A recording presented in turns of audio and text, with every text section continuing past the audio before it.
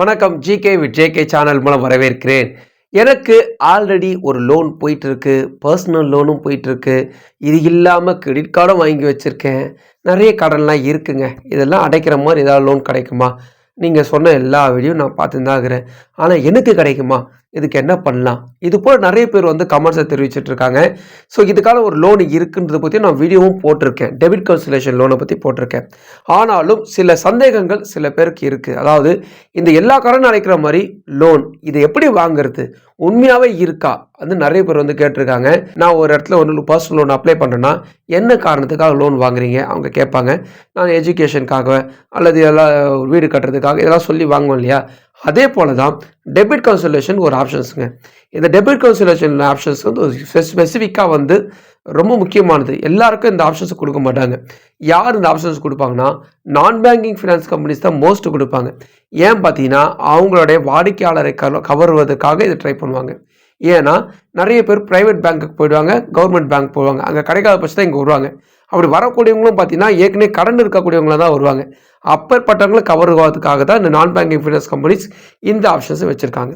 So இப்போது உங்களுக்கு already கடன் இருக்குது, எனக்கு ஆல்ரெடி ஒரு வட்டி அதிகமாக கட்டிகிட்டு இருக்கேன், லோனு கிரெடிட் கார்டை வாங்கி வச்சுருக்கேன், நான் வாங்குகிற சம்பளம் அப்படியே அது இப்போ அடைக்கவே கரெக்டாக இருக்குது, வீட்டுக்கு ஒன்றுமே கொண்டு போக முடியல, கஷ்டமாக இருக்குதுன்னு சொல்லிட்டிங்கன்னா இந்த வீடியோ முழுசாக பாருங்கள். கண்டிப்பாக அது உங்களுக்கு யூஸ்ஃபுல்லான நிறைய விஷயங்கள் இருக்குது. நிறைய விதமான லோன் ஆஃபர் இருக்குது. நீங்கள் எப்படி இதை வாங்கலாம், உங்கள் நடைமுறைக்கு சாத்தியமாக நீங்கள் எதை பண்ணிங்கன்னா இந்த கடன்லாம் அடையிறதுக்கான வழிகள் என்னென்ன, அதுக்கு லோன் ஆஃபர் யார் யார் பண்ணுறாங்க, எல்லா விஷயத்தையும் ஒன் பை ஒன்றா நம்ம பார்க்க போகிறோம்.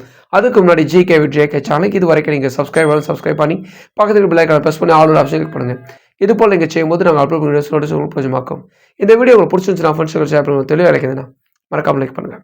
டெபிட் கன்சலேஷன் லோன், இந்த லோனை பொறுத்த வரைக்குமே 2 வெரைட்டி இருக்குது. ஒன்று பார்த்தீங்கன்னா அதிகமான கடனில் ஆல்ரெடி நீங்கள் மாட்டிக்கிட்டீங்க, வட்டி அதிகமாக போட்டுட்டு இருக்காங்க, அந்த சிக்கல்லேருந்து வெளியே வரணும், அந்த ஆப்ஷன்ஸ் இருக்கிறவங்களுக்கான ஒரு options debit cancellation loan.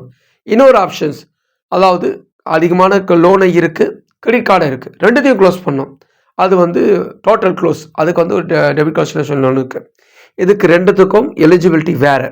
So இதை நம்ம தெரிஞ்சுக்கணும். யாருக்கு எலிஜிபிலிட்டி இருந்தால் இந்த பேலன்ஸ் ட்ரான்ஸ்ஃபர் சொல்லக்கூடிய அந்த கடனை அப்படியே ட்ரான்ஸ்ஃபர் பண்ணி கம்மியான வட்டிக்கு நீங்கள் இஎம்ஐயை கொஞ்சம் தள்ளி போடலாம். ஒரு 20,000 கட்ட வேண்டிய இடத்துல ஒரு 15,000 கட்டுற மாதிரி பண்ணலாம். அது பார்த்திங்கன்னா பேலன்ஸ் ட்ரான்ஸ்ஃபர் சொல்லுவாங்க. எல்லா கடையிலையும் டோட்டலாக அடைக்கிறதுக்கு என்ன பண்ணுவாங்கன்னா டோட்டல் க்ளோஸ் டெபிட் கன்சலேஷன், அதாவது எல்லா லோனையும் சேர்த்து மொத்தமாக சேர்த்திங்கன்னா ஒரு 7 லட்ச ரூபா இருக்குங்களேன், அந்த 7 லட்ச ரூபாய்க்கு இவங்க ஒரே லோனாக கொடுத்துருவாங்க. அந்த ஒரே லோனுக்கு இஎம்ஐ, அதாவது மொத்தமாக நீங்கள் கட்டுறதுக்கு மாதம் 20,000 25,000 கட்டுறீங்கன்னா இவங்க மாதம் இஎம்ஐ ஒரு 17,000 கட்டுற மாதிரி பண்ணுறாங்க. அப்படி பண்ணிட்டீங்கன்னா மாதம் ஈஸியாக கட்டிட்டு போயிடலாம், அந்த லோனும் அடைஞ்சிரும். ஸோ இதுதான் டெபிட் கன்சலேஷன் லோனில் 2வது வகை. ஸோ இதுக்கு ரெண்டுத்துக்கும் எலிஜிபிலிட்டி வேறு. ஸோ இந்த எலிஜிபிலிட்டி என்னென்னு ஃபஸ்ட் நான் சொல்லிடுறேன். அதுக்கப்புறமா யார் லோன் தருவாங்கன்னு அந்த ஆப்ஷன்ஸ் என்னென்னு பார்க்கலாம். First of all balance transfer.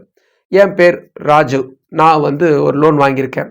நான் வாங்கின லோனை எக்கச்சக்கமாக இஎம்ஐ போடுறாங்க, எனக்கு வட்டி அதிகமாக போடுறாங்க, என்ன பண்ணுறதுன்னு தெரியல.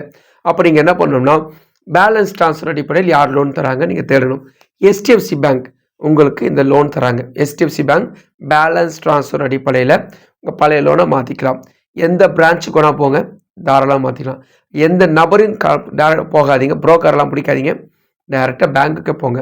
உங்களுக்கு சம்பளம் ஒரு 30,000 வாங்குறீங்க, உங்களுக்கு இதெல்லாம் பிரச்சனை இருக்குது, நீங்கள் போய் சொன்னீங்கன்னா அங்கே லோன் எவ்வளோ வாங்கியிருக்கீங்க, அவுட் ஸ்டாண்டிங் எவ்வளோ இருக்குன்னு கேட்பாங்க, அது இஎம்ஐ எவ்வளோ பிடிச்சிருக்காங்க கேட்பாங்க, அங்கே என்ன வட்டி போடுறாங்கன்னு கேட்பாங்க, அதுக்கான ஒரு ஷீட் கேட்பாங்க. அவங்க உங்களுடைய லோன் வாங்கிறதுக்கான ஒரு ரிசீட் கொடுத்துருப்பாங்க இல்லையா, ஃபஸ்ட்டு லோனுக்கு சைன் பண்ணும்போது அந்த அக்ரிமெண்ட்டும் கேட்பாங்க. அது காப்பி வாங்கி கொடுத்தீங்கன்னா போதும்.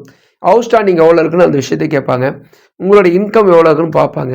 உங்களோட டேக் ஹோம் சேலரிலாம் போக உங்களுக்கால எவ்வளோ இஎம்ஐ கட்ட முடியும்னு பார்ப்பாங்க. உதாரணத்துக்கு 40,000 உங்களுக்கு சம்பளம், உங்களுக்கு டேக் ஹோம் சேலரி ஒரு 15,000 எத்தனை போகிற மாதிரி இருந்தால் உங்களுக்கு இது கிடைக்கும்.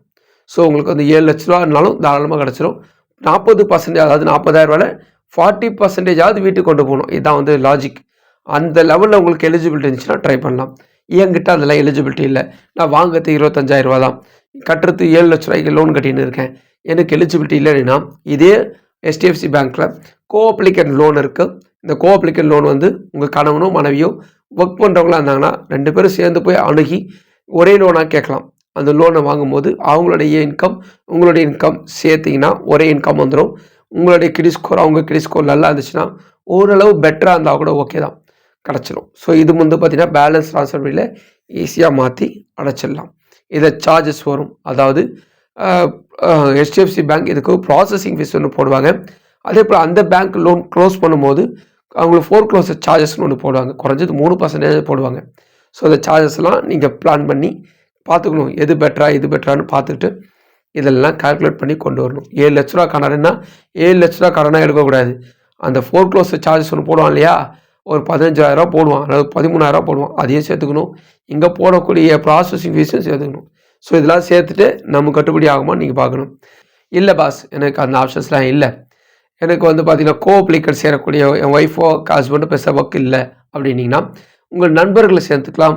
அல்லது உங்கள் அப்பா அம்மா யாராவது கவர்மெண்ட் சர்வெண்ட்டாக இருந்து அல்லது பென்ஷன் வாங்குறவங்களா இருந்தால் கூட சேர்த்துக்கலாம்.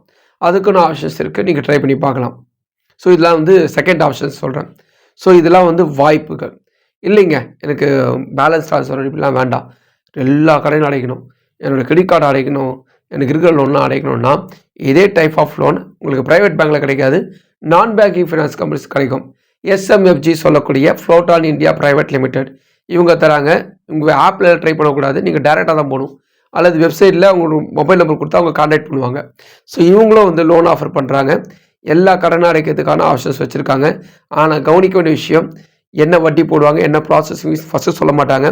உங்கள் டீட்டெயில்ஸ் வாங்கிட்ட பிறகு இந்த லோனை ப்ராசஸ் பண்ணுறதுக்கு ப்ராசஸிங் ஃபீஸ் வாங்குவாங்க. நான் ரீஃபண்டபிள் சார்ஜஸ் முன்னாடியே வாங்குவாங்க. அதனால் அதுக்கு நீங்கள் தர தயாராக இருந்தீங்கன்னா ட்ரை பண்ணுங்கள். அதிகமாக கேட்குற மாதிரி இருந்தால் அவாய்ட் பண்ணுறேங்க. ஸோ இதெல்லாம் இருக்குது, எல்லா விஷயத்துலையும் ஒரு பிரச்சனையும் இருக்குது. ஸோ நமக்கு லோனு மூவ் பண்ணுறதுக்காக ஒரு 5,000 கேட்பாங்க, அதுக்கு ரிசிப்ட்லாம் கொடுப்பாங்க அப்படின்னா கொடுங்க. இல்லை எல்லாம் வாங்கிட்டு கடைக்கலைன்னாங்கன்னா ஒன்றும் பண்ண முடியாது. அப்போ நீங்கள் என்ன பண்ணணும்னா உங்கள் பக்கத்தில் ஏதாவது பிரச்சனை இருக்கான்னு பார்த்துக்கணும். ஏதாவது லோனு டிஃபால்ட்டு இதெல்லாம் இல்லாமல் இருந்தீங்கன்னா தைரியமாக காசை கொடுத்து என் பக்கம் எந்த பிரச்சனையும் கிடையாது, நீ அப்ளை பண்ணுன்னு காசை கொடுத்து பார்க்கலாம். இல்லைங்க எனக்கு ஒரு இஎம்ஐ வந்துட்டேங்க, எதில் பிரச்சனை வருமோ டவுட் இருந்துச்சுன்னா அவாய்ட் பண்ணுங்கள்.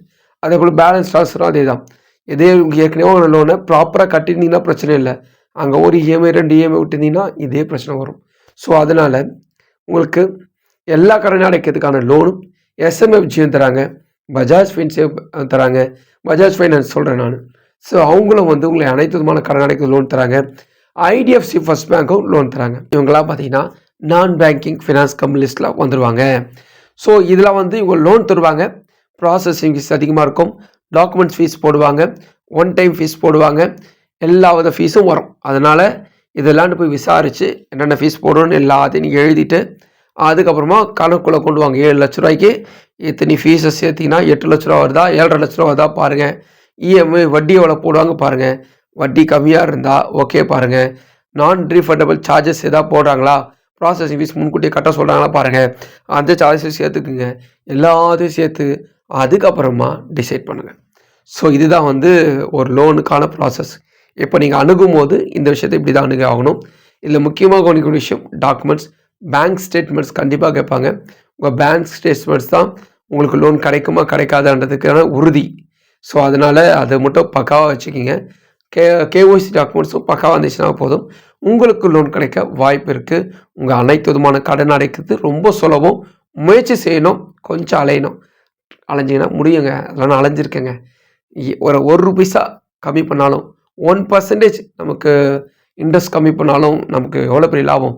அதனால் கொஞ்சம் யோசிக்காமல் ஒரு 2 நாளாவது லீவ் போட்டு ட்ரை பண்ணி பாருங்கள், கண்டிப்பாக சக்ஸஸ் ஆகும்.